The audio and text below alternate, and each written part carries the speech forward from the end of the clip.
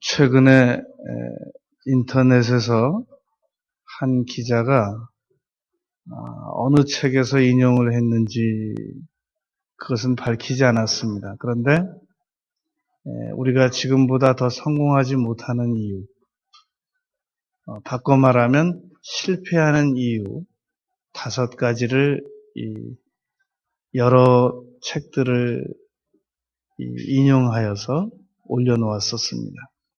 내용을 보니까 자기만의 목표가 없더라. 지금보다 더 성공하지 못하는 사람들, 실패하는 사람들의 특징은 차별화된 자기만의 목표가 없더라는 겁니다. 그리고 시간을 함부로 사용하더라. 그리고 언제든지 변명할 준비가 됐더라. 변명이 많다는 겁니다. 그리고 주변 사람들을 소중히 여기질 않더라는 겁니다. 다 비판하고 좋은 얘기는 안 하고 문제점만 지적하고 도무지 주변 사람들을 소중하게 여기지 않더라는 게 4번째 특징입니다. 그리고 5번째는 무슨 일을 자꾸만 미루기만 하고 행동을 하지 않더라. 이 5가지 원인을 제시한 글을 읽어보았습니다.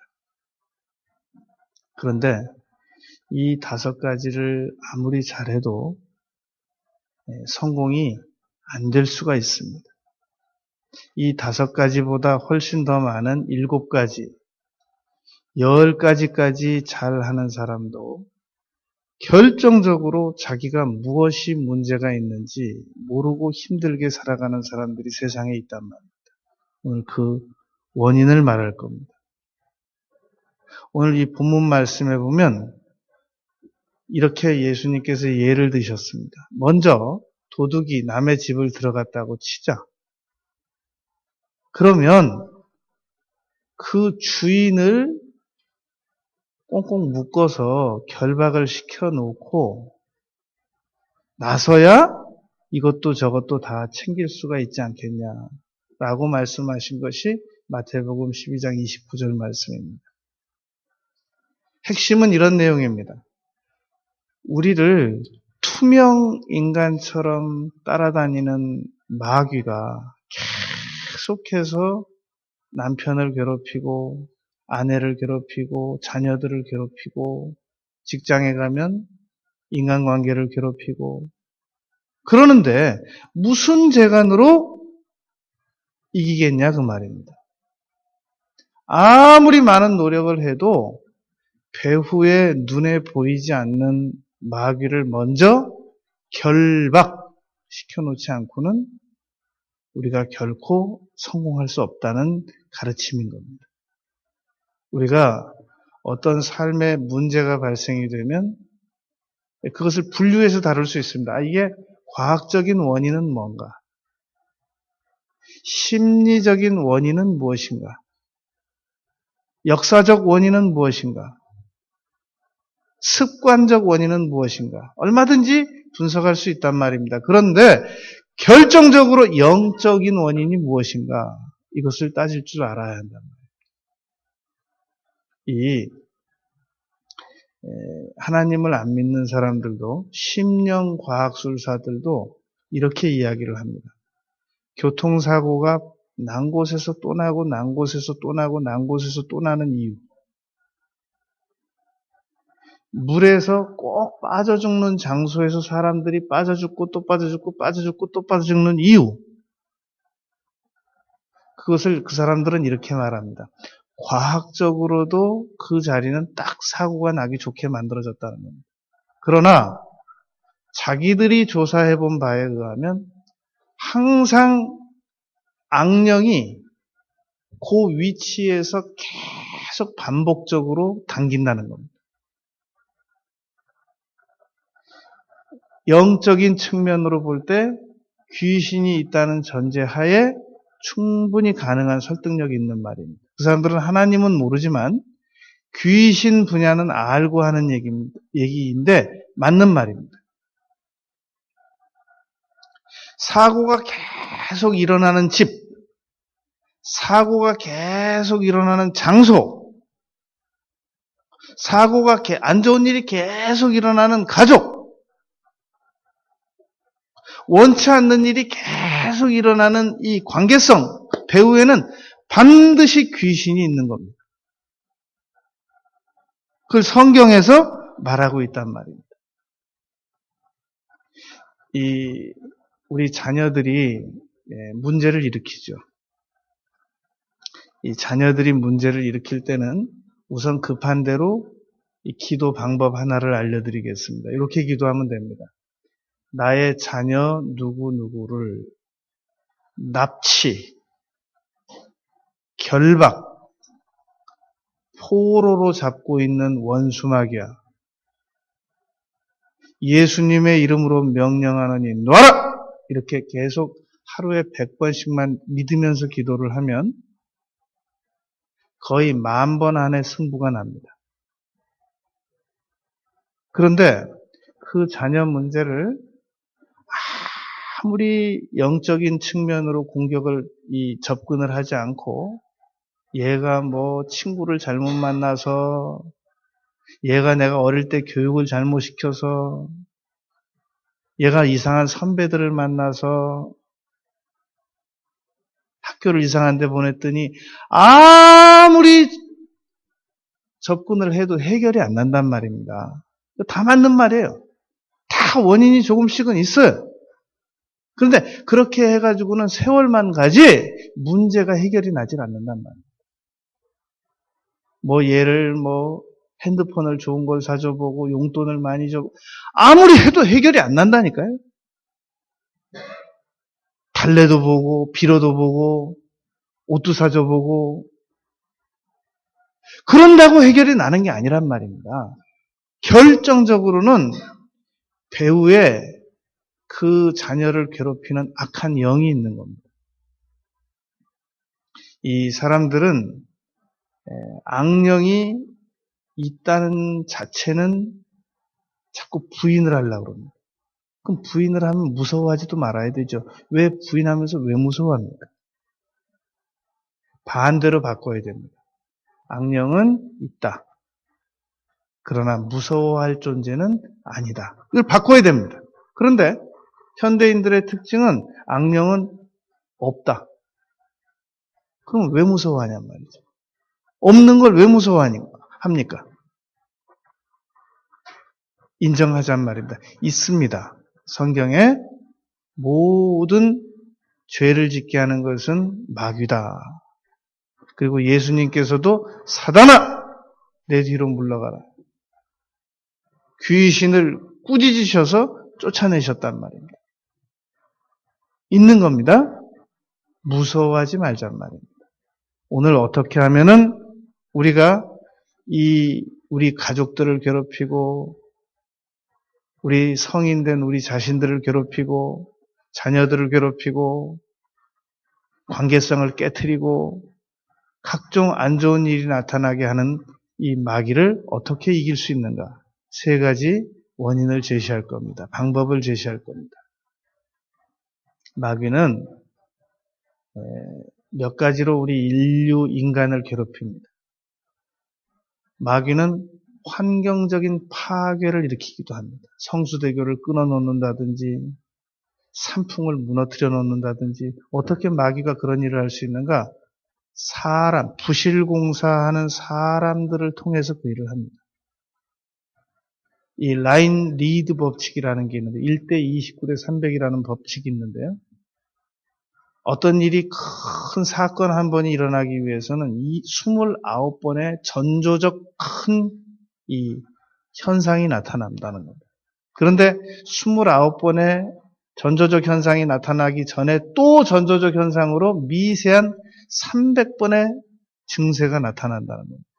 산풍이 완전히 무너져 내리기 전에 이미 그 안에서 막 지붕에서 무엇이 떨어지고 벽이 돌출되고 29번의 충분한 증세가 있었습니다. 그건 무시하다가 그렇게 된 겁니다. 그리고 이미 300번의 증세는 그 이전에 나타났었단 말입니다. 우리 사람들에게도 자녀도 한 번의 문제가 일어나는 게 아닙니다. 남편도 한 번의 문제를 일으키는 게 아닙니다. 보통 300번, 크게 29번, 그러다 어느 날 대형적인 문제를 일으키는 겁니다. 이렇게 마귀는 사람을 환경적인 파괴를 일으켜서 괴롭힙니다. 그런가 하면 질병으로 괴롭힙니다. 옛날에 어느 그 집에 가서, 요 가까운 어느 집에 가서 그 기도를 하는데 그냥 철야 기도니까 안수만 해주려고 그랬죠. 우리 같이 간 교인들 중에서 여기 지금 몇 분이 계세요. 그때 그 상황을 봤다. 그냥 안수를 했는데 갑자기 이 좀 연로한 여집사님인데 나갈게 막 그러는 거예요. 그래서 기도하다 말고 아이고 난 귀신 쫓으려고 한 것도 아닌데 자꾸만 막 소리를 지르길래 너 누구냐? 그랬어요. 그랬더니 그 집에서 그 애지중지하던 딸이 오래전에 죽었어요. 근데 갑자기 이 입에서 나갈게 막 그러는 거예요. 그래서 내가 물어봤죠. 너 누구냐? 그랬더니 지금 오래돼서 그 여자아이 이름은 모르겠는데 그 여자아이 이름을 하나 대는 거예요. 그래서 너 지금 이 사람한테 왜 들어왔냐? 그랬더니 심장병을 주려고 들어왔다고 그랬어요. 그 나중에 이제 그 기도 끝나고 물어봤죠. 아까 입으로 얘기한 그 이름이 누구냐? 그랬더니 나영이 이제 생각이 나요. 나영이 친구였대요. 그러니까 그 집의 딸은 나영이가 죽었고 나영이 친구가 죽었었는데 그 나영이 친구한테 있던 귀신이 그 나영이는 이미 죽어서 갔고 나영이 엄마한테 들어와 있는 거예요. 그러니까 귀신은 분명히 우리를 괴롭힌단 말입니다. 근데 그게 정상적으로는 절대 드러나지 않고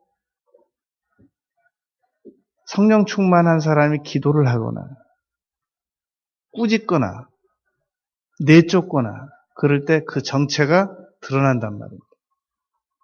질병을 줍니다. 환경적 파괴, 질병. 또 하나는 심리적인 이 공격을 합니다. 계속 나는 세상에 살 필요가 없다. 나 같은 게 무슨 쓸모가 있냐. 낙담, 좌절, 열등감 이런 걸 준답니다. 근데 우리는 보통 그런 심리적 괴로움이 오면 이건 내가 생각하는 거지 배우의 마귀가 나를 이렇게 심리적으로 괴롭히는 것까지는 생각을 안 하거나 못한단 말입니다. 또 하나 귀신은 중독을 가져다 줍니다. 모든 중독은 배우의 마귀가 있는 거란 말이에요. 그런데 잘 인정을 안 해요. 이건 내가 그냥 중독된 거지 배우의 귀신이 중독을 일으킨다. 이렇게 생각을 안 한단 말입니다. 이 얘기를 한번 잘 들어보세요. 어떻게 가능하겠나? 제가 전도사 때 그 교회에 이 룸살롱 이 마담 출신이 교회를 출석하기 시작했어요. 그러면 그때 그 아이 나이가 28인가 7인가 됐는데 9인가 됐는데 룸살롱 마담을 하니까 이 술 많이 마시고 담배를 피울 수밖에 없잖아요. 이 아이가 기도원에 올라갔어요. 기도원에 올라가가지고 여전도사님, 그 담당 여전도사가 이 룸살롱 마담을 데리고 기도를 시작했어요. 그런데 그 자리에서 갑자기 담배 냄새가 막 엄청나게 나는 거예요. 기도는 안 해서. 꼭 4시 앉아서 기도하는데. 어떻게 가능해요? 누가 담배를 피운 것도 아닌데. 막 통성으로 기도를 하는데. 엄청난 이 니코틴 냄새가 나더니 그 아이가 그대로 그 이후로부터 담배가 끊어져 버린 거예요. 뭘로 설명하시겠어요? 어떤 사람들은 술을 못 끊어요. 이거는 그냥 반주로 마시는 거야. 이게 무슨 마귀라는 거야. 이건 그냥 반주로 마시는 거야. 밥 먹을 때 한 잔씩. 그러다 이제 어쩌다 한 번씩 엄청나게 먹어서 문제인 거죠. 그런데 어느 날 귀신이 쫓겨나가고 나니까 술 맛이 없어지는 거예요. 그건 뭘로 설명하시겠어요? 모든 중독은 배후에 귀신이 있는 것을 인정해야 된단 말입니다. 아멘 안 하고 있는 거 봐.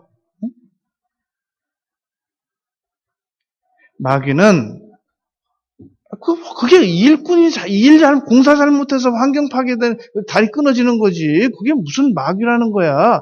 마귀가 그 건물을 아예 파괴하려고 작정하고 그랬단 말입니다. 옛날부터. 하나님은 그럼 왜 두고 보시냐? 하나님께서는 심판적 성격으로 두고도 보세요. 욥기 1장. 네가 내 종 욥을 유의하여 보았느냐? 그가 까닭없이 하나님께 잘하겠습니까? 한번 건강 한번 쳐보십시오. 그래, 그럼 건강은 쳐라. 하나님이 허락하는 범위 내에서 마귀가 역사한단 말입니다. 목숨은 건드리지 말아라. 한계, 바닷물의 한계를 정해주시는 것처럼 만약에 이 지구가 태양이 지구보다 가까워지면 우리 다 타 죽어요. 멀어지면 얼어 죽어요. 하나님께서 한계를 설정해 놓으셨단 말입니다. 마귀는 한계 있게 우리를 괴롭히는데 그 방법이 4가지란 말입니다. 중독, 파괴, 질병, 심리적 고통. 이걸 인정하고 믿어야 돼요.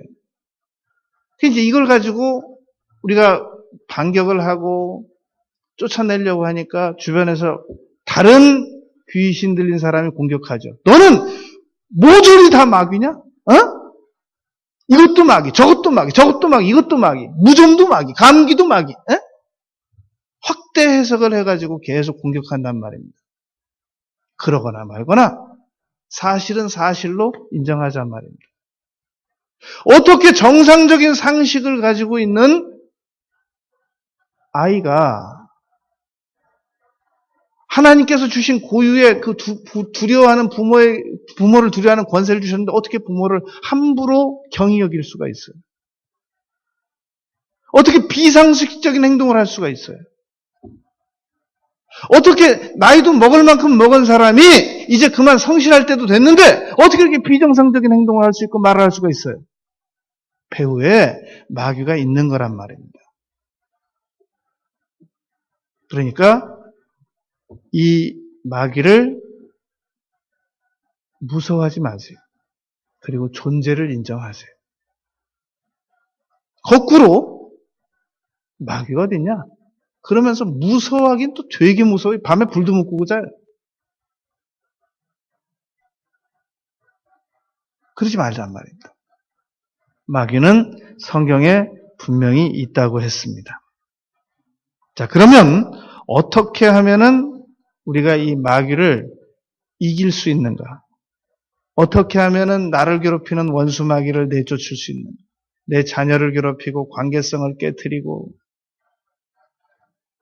계속 문제를 일으키고 말로 안 돼요. 마귀는 말로 안 돼요. 마가복음 5장에 보면 거라사 땅에 귀신 들렸던 사람은 쇠사슬을 끊는다고 그랬어요. 아무리 결심해도 안 돼요, 이 마귀는. 그리고 옷을 다 벗었다고 그랬어요. 부끄러운 걸 몰라요. 그리고 무덤 속에서 살았다고 그랬어요. 고독해요. 사람들 안 만나고 싶어요. 이 마가복음 5장을 자세히 읽어보면 귀신 들린 사람의 특징을 21가지 이상을 발견할 수 있습니다. 그러면서도 그러면 왜 마귀는 계속 안 괴롭히냐? 계속 괴롭히면 무슨 수를 내거든요. 이거 안 되겠다. 이거 무슨 수를 내야지. 근데 괴롭히다, 안 괴롭히다, 괴롭히다, 안 괴롭히다. 그러니까 죽을 때까지 그냥 같이 사는 거예요. 눈에 없다고 없는 거 아닙니다. 우리 핸드폰 문자 오는 거 눈에 안 보여요. 다 있잖아요. 어떻게 대용량의 메일 첨부가 러시아까지 1분 안에 가냐고요. 눈에 안 보인다고 없는 게 아니란 말입니다. 공기 4분만 없으면 우리 다 죽는데 공기 눈에 안 보이잖아요. 눈에 안 보여도 다 있는 거란 말입니다. 성경에 있으면 있는 거란 말입니다. 아무리 있는 것 같아도 성경에 없으면 없는 거예요. 성경에 기록되어 있으면 있는 거란 말이에요. 성경은 죄를 짓게 하는 자는 마귀다 라고 요한일서 3장 8절에 분명히 고백했단 말입니다. 어떻게 쫓을 것이냐? 세 가지 방법입니다. 첫째, 우리에게 모든 그리스도인들에게는 마귀를 내어 쫓을 수 있는 권세가 있다. 이걸 믿어야 됩니다.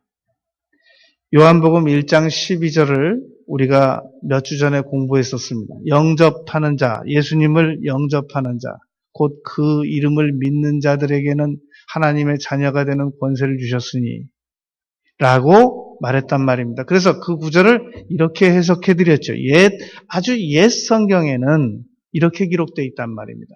하나님께서 권세를 주셔서 자녀를 만들어 주셨느니라. 그랬다고 해석을 해드렸지 않습니까?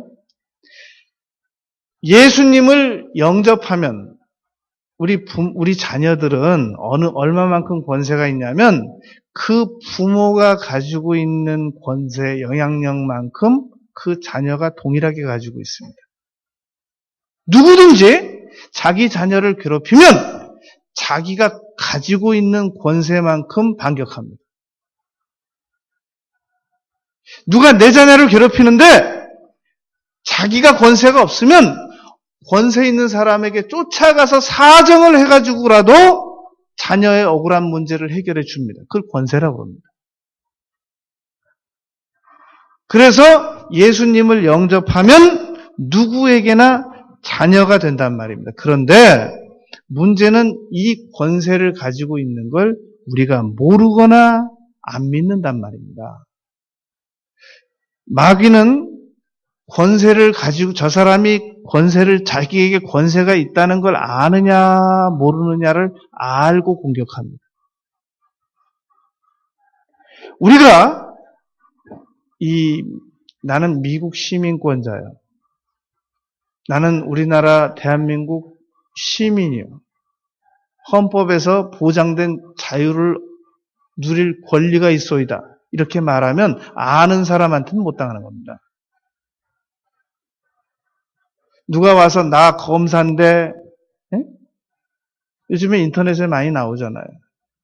누가 와서 나 검사인데 무조건 변호사부터 부르라고 그러잖아요. 권세를 활용하라는 겁니다. 미란다 원칙은 지켰느냐? 자기의 주권 권리를 다 찾으라는 겁니다. 그러면 마귀가 우리를 괴롭힐 때 제일 먼저 기억할 것이 나는 마귀의 능력을 다스릴 수 있는 권세 소유자다. 이걸 먼저 믿어야 됩니다. 그래서 이걸 자꾸 잊어버린단 말이에요. 성경에 분명히 기록되어 있는데 마가복음 3장 15절 12를 세우셨으니 귀신을 내어 쫓는 권세도 있게 하려 하심이러라. 12제자를 부르셔서 더러운 귀신을 제어하는 권세를 주시고 권세가 있단 말입니다. 우리에게. 예수 믿는 사람들에게는 권세가 있단 말입니다. 이 창세기 1장에는 하나님께서 이 사람에게 권세를 주셨다고 그랬습니다. 얼마 전에 그 동물농장을 봤더니 그 집 그 딸 아이는 6살인데 그 집 키우는 개는 이 아이보다 등치가 더 커요. 그런데 이 6살 먹은 그 아이가 아주 조그만 회초리 하나 가지고 자기보다 덩치가 큰 개를 마음대로 다스려요. 앉아!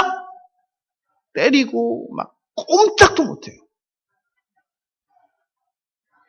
사람보다 말이 더 크고 사람보다 곰이 더 크고 사람보다 코끼리가 더 크지만 하나님께서 창세기 1장에 보면 권세를 주셨기 때문에 그러하단 말입니다. 근데 이걸 아는 사람들은 다스려요. 언젠가 디스커버리를 봤더니 그 사람 정말 대단했어요. 물론 그 사람이 짐승에 대해서 많이 아는 건 사실입니다. 그런데 사자 한 마리가 달려오는 거예요. 그런데 한 40대 남자인데 이 사람 예수 믿는 사람도 아닌 것 같아요. 근데 사자에게 명령해요. 멈춰! 그랬더니 사자가 멈추는 거예요. 우리 인간에게는 고유의 권세가 있단 말이에요. 급하면 사용하세요. 우리 인간에게는 명령하면 그 명령에 권세가 포함되어 있다는 걸 믿어야 됩니다. 그런데 그냥 우리 말만 가지고도 권세가 있는데 예수님의 이름을 사용할 수 있는 권세가 있단 말이에요. 그래서 두 번째 예수님께서 가르쳐 주신 겁니다. 너희가 내 이름으로 귀신을 쫓으라 라고 마가복음 16장 17절에서 가르쳐 주셨단 말입니다. 그러니까 제발 믿으세요. 우리가 우리 자녀를 위해서 기도할 때 이렇게 명령한단 말입니다. 예수님의 이름으로 명령하노니 나의 자녀를 괴롭히는 원수 마귀야 묶임을 받을지어다. 그런데 처음에 이걸 기도하면 몇 번은 되는데 자꾸 서서히 안 하게 돼요. 왜 안 하게 되느냐? 안 믿어지거든요. 내가 이렇게 명령한다고 해서 이게 무슨 효력이 있겠냐? 가장 좋은 거는 이렇게 하는 겁니다. 이 사람이 술 절제를 못해요. 이 사람이 여러 가지 중독성 물질을 절제를 못해요. 그러면 가장 먼저 설득을 해야 됩니다. 이 사람이 도대체 시간을 절제를 못해요. 아무 것에도 집중을 못해요. 산만하고. 그럴 때는 먼저 설득을 해야 됩니다. 자, 당신이 이렇게 행동하는 이유, 이렇게 말하는 이유가 물론 과학적인 원인도 있고 지금까지 살아오면서 잘못 습관 들여진 것도 있고 충분히 다 이해한다. 그런데 당신이 귀신 들린 것을 인정하느냐? 이걸 물어봐야 돼요. 그게 어려워요. 이게 예수님 이름으로 명령하느니 귀신아 나가라. 이건 어렵지 않습니다. 이 명령하는 거. 그런데 뭐가 어렵냐면은 이 산에 가서 그 큰 돌을 깨트려 가지고 이 조각 내 가지고 나르는 작업을 하는 사람들이 있단 말입니다. 돌을 차에다 실는 거, 그건 포크레인으로 실으면 돼요. 그건 안 어려워요. 큰 돌 같은 것도 그냥 기계로 잡아당기면 돼. 그건 안 어려워요. 어떤 일이 제일 어렵느냐? 큰 바위로 된 산을 드릴로 뚫어가지고 그 속에다 다이너마이트를 넣고 그 선을 쭉 연결해가지고 불을 붙여서 폭파 작업하는 사람이 제일 어려운 거예요. 그거 다 드릴로 뚫어가지고 다이너마이트 넣고 폭발시켜 놓으면 그다음부터는 일이 없어요. 그냥 너무 쉽게 할 수 있어요. 마찬가지로 문제를 일으키는 사람에게 그러면 안 된다, 뭐 잘 살아라. 일도 아니에요. 그런 거는 삼성 회장 이건희 회장이 한 말이 있어요. 이 세상에 좋은 구호가 없어서 사람이 못 사는 거 아니라고 그러잖아요. 구호는 얼마든지 있어요. 외치면 돼요. 그냥 명언집. 그러면 안 되는 거다. 좋은 말, 얼마든지 많아요. 그런 건 일도 아니에요, 그런 거는. 정말 어려운 건 악한 영에게 잡혀있는 사람에게 그 악한 영을 쫓아내는 게 힘든 거예요. 그 기간이 어려운 거예요. 그런데 세상 전문가들은 그걸 못하기 때문에 문제를 해결 못하고 있는 거란 말입니다. 근본적으로. 그런데 우리는 그걸 알기 때문에 하는데 어렵다고요. 한번 귀신 들린 사람들은 아무리 빨리 쫓아도 몇 달, 본인이 협조해도 본인 협조가 없는 상황에서는 1년, 3년, 최고 길게는 10년도 가고 도저히 본인이 협조 안 하는 사람 평생 그렇게 살다 죽어요. 그러나 주변 사람들이 막 나서서 이건 더는 안 되겠다. 이거 해결 봐야 되겠다. 그리고 나서면 보통 1년 안에는 해결 나요. 부모가 한번 난 이렇게 못 살아. 난 더 이상 이렇게는 못 살아. 난 내 자녀 문제 해결할 거야. 딱 나서면 1년이면 해결 나요. 그런데 사람이 다 그런 거지 너도 힘들고 나도 힘들고 평생 가요. 그러니까 첫째가 나는 권세가 있다는 거예요. 한번 생각을 해보세요. 전쟁학에서 한 나라가 한 나라를 완전히 점령해서 이기려면 한 나라가 3배가 더 강해요. 이 러시아는 본토 민족과 소수 민족이 합해서 미국이 연합국가인 것처럼 러시아도 중국도 연합국가란 말입니다. 그런데 중국이 소수 민족에게 휘둘리지 않고 살아가는 건 중국은 본토 주민이 한족으로 90% 이상이 중국을 잡고 있단 말입니다. 그러니까 그 티베트 이런 그 훈민 이런 그 소수 민족들이 제 아무리 저항을 해도 중국의 그 원족을 이길 수가 없어요. 중앙정부에서 지원을 안 해주면 못 이기니까. 그런데 미국도 아무리 주변 소수 그 주가 강해도 원래 미국 더 전체가 강하기 때문에 못 이겨요. 그런데 러시아는 소수민족들이 이 푸틴 정부, 원 정부보다 더 강했단 말입니다. 그래서 계속 전쟁을 했어요. 그런데도 못 이겨서 끝내 굴복 못 시킨 나라들이 있단 말입니다. 마귀가 우리를 괴롭힐 때 나는 권세가 있다. 반드시 너는 나에게 굴복하게 돼 있다. 이걸 분명히 아는 사람만 굴복이 가능합니다. 아는 사람만 이길 수가 있어요. 모르는 사람들은 중앙정부가 있어도 자기들이 강한 줄 모르고 소수 부족들을 민족이 굴복 못 시키는 것과 똑같단 말입니다. 그러니까 우리가 내가 누군가를 도와줘야 될 때 아무나 도와줘도 이길 수 있는다는 보장이 없어요. 나는 권세를 가지고 있고 내가 돕기로 한 너는 나에게 굴복해야 돼. 이걸 분명히 아는 사람만 도울 수가 있단 말입니다. 아무 부모나 자녀 문제를 해결할 수 없어요. 근데 어느 부모든지 체중 상관없어요. 애는 산더미같이 크고 엄마는 40kg밖에 안 나가는 여인이라도 괜찮아요. 나는 예수님을 믿었고 권세를 가지고 있다. 그러면 그 권세 앞에 반드시 자녀의 영은 굴복하게 되어 있단 말입니다. 예수님의 이름으로 명령하노니 내 자녀를 괴롭히는 원수 마귀야 손을 대라! 명령하는 거예요. 하루에 100번씩 명령하세요. 하루에 1000번 명령하면 더 좋아요. 아무리 우리를 힘들게 하는 사람이라도 날 잡아가지고 10시간만 명령하면 굴복합니다. 그런데 이게 훨씬 빠른 방법인데 이게 워낙 힘들어요. 방해도 많고. 이거 한번 시작하려고 해보세요.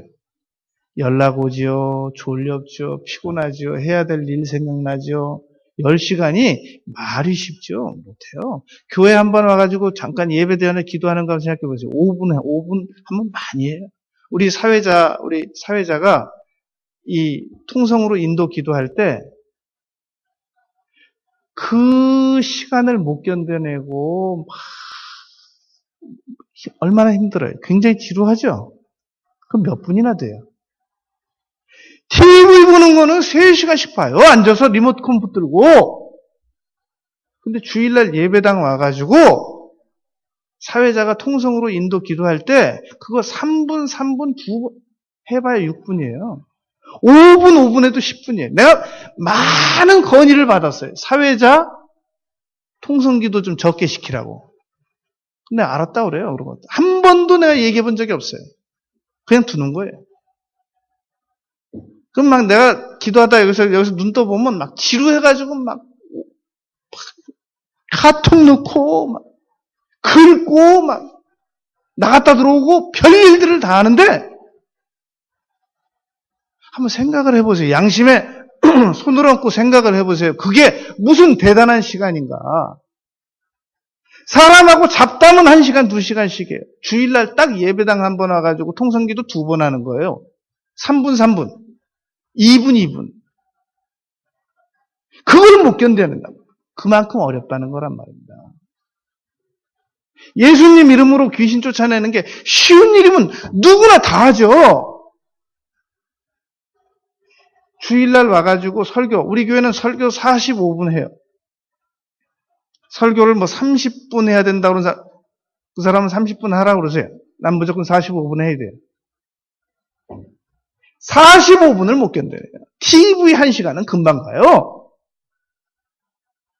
생산적인 일에는 투자를 못하고 비생산적인 일에 많이 투자해요. 왜 그래요? 귀신 들려서 그래요. 귀신은 있는 거란 말입니다. 어떻게 쫓아내냔 말이죠. 예수님 이름으로 명령하면 되는데 그건 무기예요. 무기.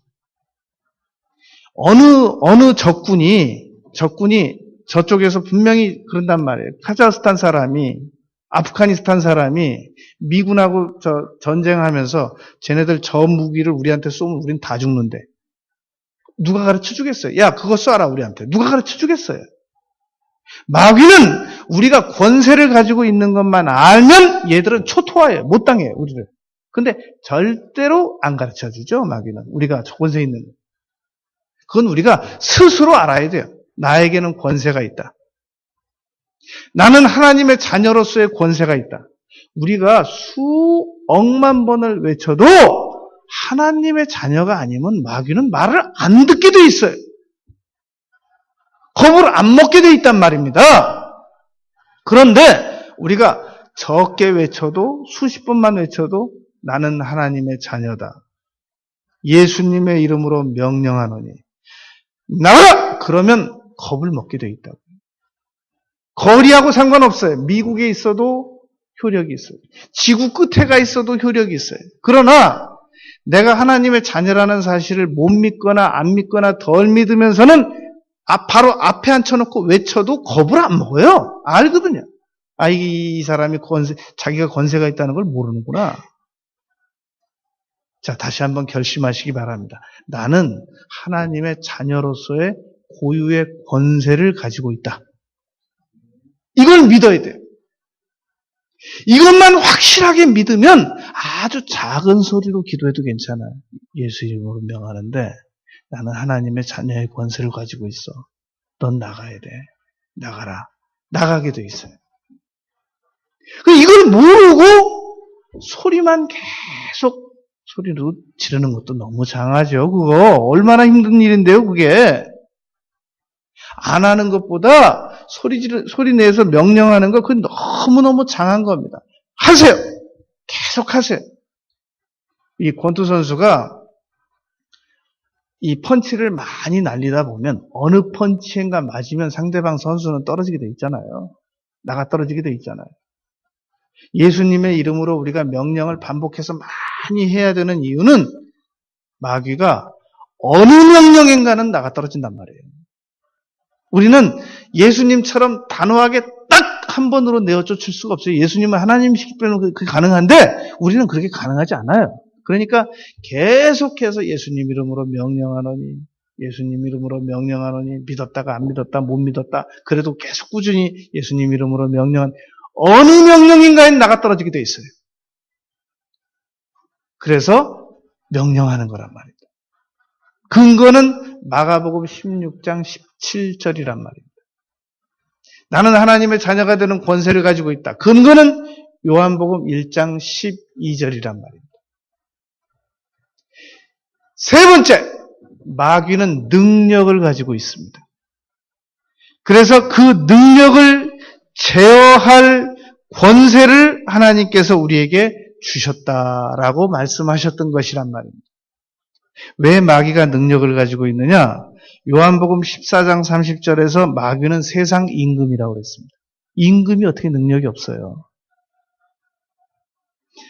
누가복음 4장 5절, 6절, 7절에 보면은 마귀는 예수님에게 천하만국을 자기에게 절만하면 주겠다라고 말했단 말입니다. 이런 존재가 어떻게 능력이 없겠냔 말입니다. 요한일서 5장 19절에서는 마귀가 온 세상에 처해 있다라고 말했단 말입니다. 에베소서 2장 2절에서는 사도 바울이 마귀는 공중의 신이라고 그랬습니다. 당연히 능력을 가지고 있죠.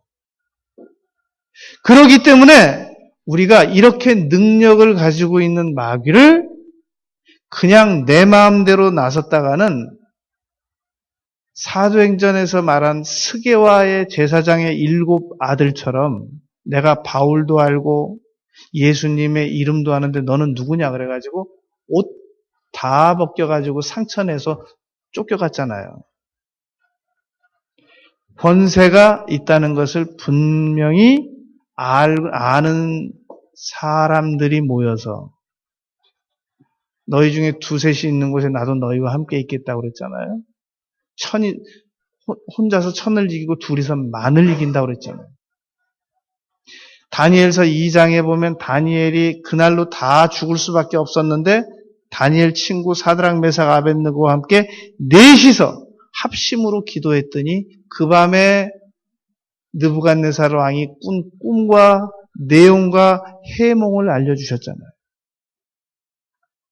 이 사자가 먹이를 공격할 때 제일 먼저 하는 일이 부모와 자녀를 떼놓습니다. 병든 것을 따로 분리를 시킵니다. 무리해서 건강한 것도 무리해서 하나를 분리를 시킵니다. 고립을 시킨단 말입니다. 그래서 잠언에서 무리를 떠나는 자는 자기 욕심을 따르는 자라고 했어요. 마귀가 제일 먼저 하는 일이 고립시키는 거예요. 그래서 마음 놓고 요리를 해요. 그러니까 수치심으로 고립을 시키든지 아무도 안 만나고 싶은 이 적대 감정으로 고립을 시키든지 내가 이 판국에 누굴 만나겠냐 망신스러워서 자존심이 세서 자존심 귀신이 들려가지고 고립을 시키든지 해놓고 마음 놓고 요리해요. 그래서 권세 있는 자들의 도움을 받아야 돼요. 권세에 있는 능력을 믿는 사람들의 도움을 받아서 첫째 조건이에요. 나 혼자라도 나는 권세가 있다. 근데 나 혼자 권세가 있는 거 마귀를 잘 못 이기잖아요. 그러니까 같이 믿는 사람들끼리 자신에게 권세가 있다는 것을 믿는 사람들 3명만 모여봐요. 전도서 4장. 이 혼자서 안 되는 일을 삼겹줄은 쉽게 끊어지지 않는다고 그랬잖아요.